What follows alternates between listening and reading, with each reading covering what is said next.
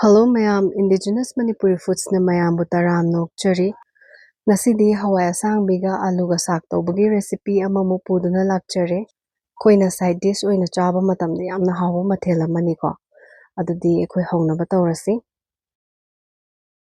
Hawai asangbi khara lawre aduga alu medium size ki ani khak lawjare. Alu se sigi chang sida thana soijare. Thau yebada changadaba maroi mapangdo sida leire singa chanamga se sidaina pulap sudokcharabane.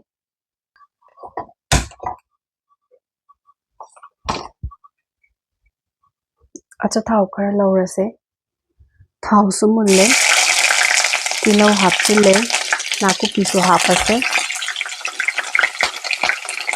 Moro atepase. Piso haphorase. Fazana otlase. Moro atepa mangzongno na hapagi maramdi makuse khara karum tawba leidaine. Adu taw taragadi yam thuna bedre petabaneba. Pet taragadi kangongongba matamda loina masaktu udedana. Aduna ina hana hapchabane.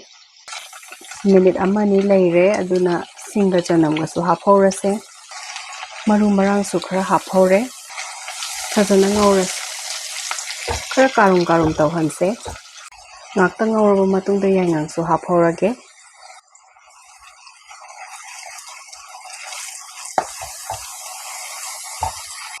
Moroki makuda sumaina color ama laise chap chare.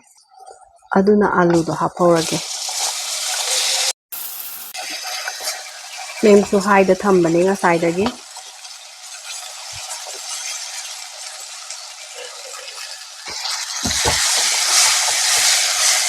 Alu hapaga ngata ngawminadoine. Alu se mathakta sumaina golden brown color lakpa phawda ngawre. Sida bubbles mayam kari se thau yame na khanbiganu ko non-stick se sumain tawgalle. Hawai asangbi semaga thamkibado hapchallage.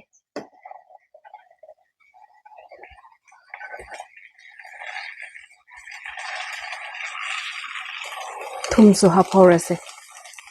Morok asubado adusu khara chai hoge. Fazana mu mathak makha olase.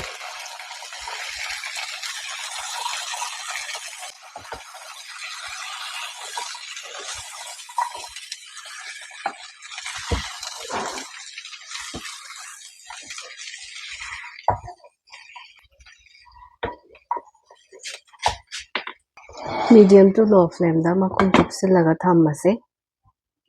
Minute manga muk sure. Mahi su khara thokpa hore.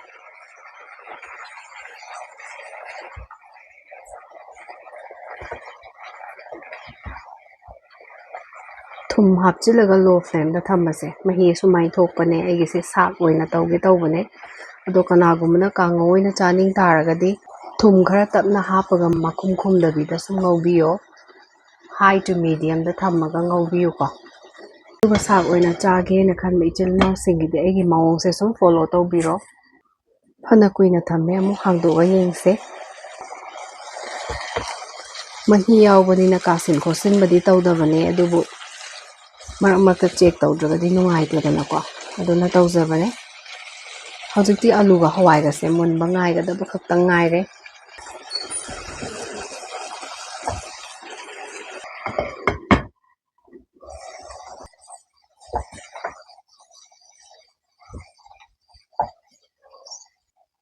Alu se yarado male amta check tawse. Fazana mulle. Mullabanina fadigomju soijilhore masla gumba hapning taragadi sum hapa yai kaishu kaide. Aigisidi authentic oina thongjabanina masla kaikado amata hapchadre. Haptabida mayamsu try tawraga yengbiyo topa mahaw ama leibane ko ikhogi icham chamna ngawbase. Mayamsu try tawraga soidana yengbiyo. Moroka se ngasai haikibadawna pungtoi toibado tawdabane. Nasigi sakse soidana try tawraga yengbiyo. Comment like hype tawbasu kawbiramganu. Adudi mathangi blog ta unarasiko. Khurumjari mayam.